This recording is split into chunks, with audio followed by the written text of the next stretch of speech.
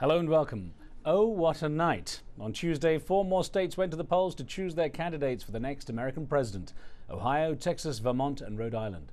And just like last month's Super Tuesday, yesterday's Mini Tuesday has left us hanging. Hillary Clinton won the states of Ohio, Texas, and Rhode Island, ending Senator Barack Obama's winning streak. The victories breathed new life into her campaign and kept her running after many thought her bid was over. Barack Obama brushed off the results and made the point that he still leads Ms. Clinton in the crucial delegate count. Well, while the fight continues in the Democratic Party, things have cleared up for the Republicans. Former Arkansas Governor Mike Huckabee ended his run, making Senator John McCain the Republican candidate for the November elections. And just a little while ago, U.S. President George W. Bush endorsed McCain as the candidate he wants in the White House after November. So what can we expect as this U.S. election roller coaster ride continues? Don't forget, we take your calls on this show, and you can reach us at the numbers at the bottom of your screen. Joining me now to discuss Tuesday's results are from former Texas State Senator Gonzalo Barrientos, who's been active in politics for over 20 years.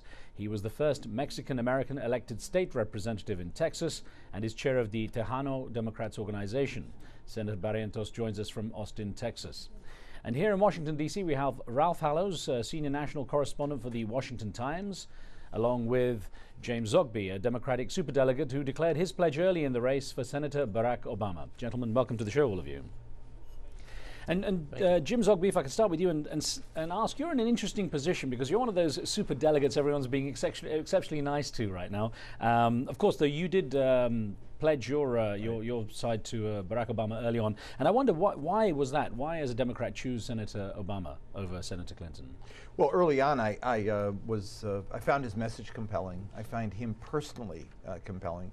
He has, I think, the ability to excite an entire new group of Americans into the Democratic Party and create what we need, which is a governing majority, which we cannot have. The thought of Mrs. Clinton sitting in the White House with a 50-50 split, as we had during the 90s, that would only create more division, more rancor, was unacceptable to me. And the kind of campaign that we saw in the 90s and in 2000, 2004, I didn't want to go through that again. And so I had actually sworn off getting involved in 2008. Back in 2004, I said, this is it. But I find Barack Obama so compelling, so different, and so hopeful that I really thought it was a chance to do something good for the party and for the country. It sounds like there's nothing that would change your pledge right now. Not at all. In fact, I've been making calls to other superdelegates. Early on, I actually feel quite good about the fact that I brought over about a half dozen. I still think he is going to win. I mean, he's got the numbers to win, but I think he still is the best hope for America today. Well, let's bring in Senator Gonzalo Barrientos, who's joining us from Austin. And Senator, Mrs. Hillary Clinton had a long history and some strong connections in Texas, going back to her days in the McGovern campaign. And I wonder, to what extent was it that which led to her support from the Tejano community? And I guess I wonder what she represents, in your opinion, to the the Latino community.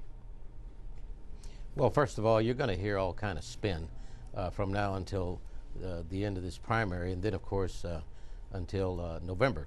However, let me just tell you facts and exact situations. I met Hillary Clinton in 1972. We were out registering voters and going door to door up and down the border areas in West Texas. So Hillary Clinton has had the experience, sort of been in the trenches from the level 1 up to the rest of her career. Now, the fact is that in terms of the Mexican American, the Tejanos, if you will, they know her, we know her, and she knows us. She knows more about certain areas like the immigration situation, and of course pushing for health care for all of our children. So that I know her, and I'll go with experience every time.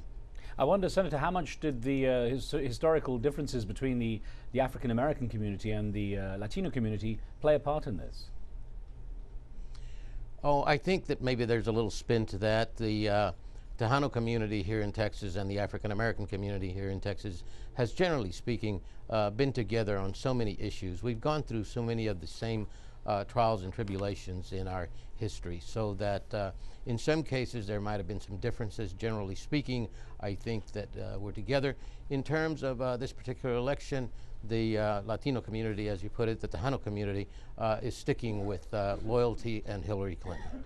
Well, let's bring in Ralph here, and I have to ask you. You know, we had an interesting email that came in from Ohio from a viewer, and if I could put this to you, David Drissy in Ohio says, "I've never seen or experienced the level of attention that our citizens here in the state of Ohio have given to this election. I voted today for Obama. I even witnessed registered Republicans switching sides at the polls, and so I wonder, you know, even a recent Rasmussen poll showed that Republicans like Barack Obama almost as much as they like John McCain. I wonder how much trouble John McCain is in with his own base." He's in more trouble than I think he understands. I know the people in his campaign. I know him. I've known him for years.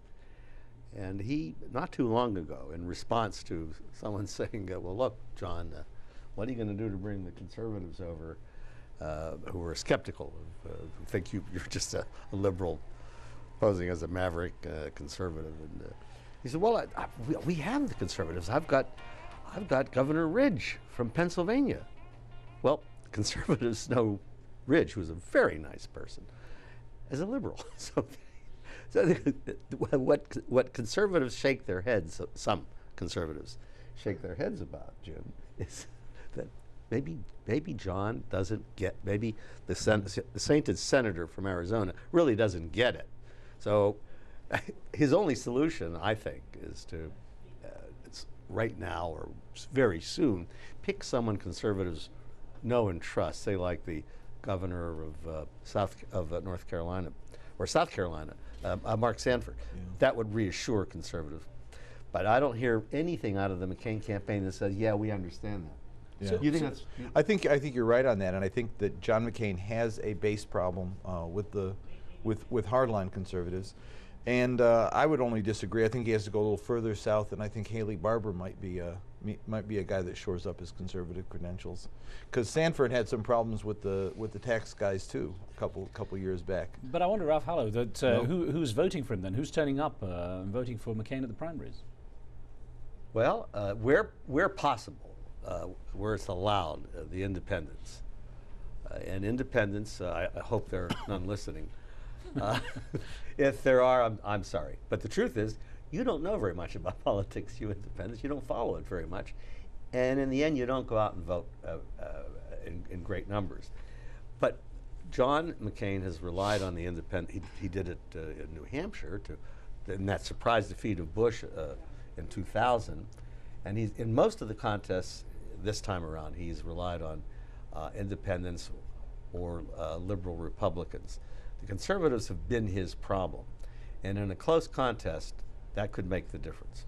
Actually, before, one thing I want to ask you, Ralph, as a very experienced journalist, I've got to ask you to take a look at these campaign ads that we had from both the Hillary Clinton and Barack Obama camp, and both very similar. And I want to get your take on these. We'll let our viewers see this first. 3 a.m. and your children are safe and asleep. But there's a phone in the White House and it's ringing. Something's happening in the world. Your vote will decide who answers that call. Whether it's someone who already knows the world's leaders, knows the military, someone tested and ready to lead in a dangerous world. It's 3 a.m. and your children are safe and asleep. Who do you want answering the phone? I'm Hillary Clinton, and I approve this message. It's 3 a.m. and your children are safe and asleep. But there's a phone ringing in the White House. Something's happening in the world. When that call gets answered, shouldn't the president be the one, the only one, who had judgment and courage to oppose the Iraq war from the start? Who understood the real threat to America was Al-Qaeda in Afghanistan, not Iraq? Who led the effort to secure loose nuclear weapons around the globe? In a dangerous world, it's judgment that matters. I'm Barack Obama, and I approve this message. Ralph, I have to ask you about this. I think they're brilliant. I think they're both brilliant. And I understand that one of the ads drives my friend Jim up the wall. I don't know why. These are good political advertisements. The question I have, though, around those two is that, you know, talk of phone calls from far-off places at 3 a.m. in the morning. I'm surprised. Why would the voters have an interest in, they traditionally don't have an interest in foreign policy issues during campaigning. Why bring this issue up suddenly? Because it's the subliminal issue that is the prevailing issue. Is that, talk about it. If you ask me about it, I'm going to talk about economy. I'm going to talk about whether it was right to go into Iraq. I think it wasn't. So, but what I'm really worried about is, am I going to make it? I have to drive into the district every day. I work in the district.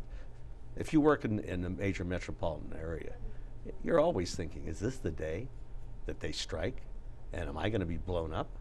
And so it's a legitimate question. And I see nothing, I see everything right with this. Whom do you trust to protect you, an American, from a terrorist attack?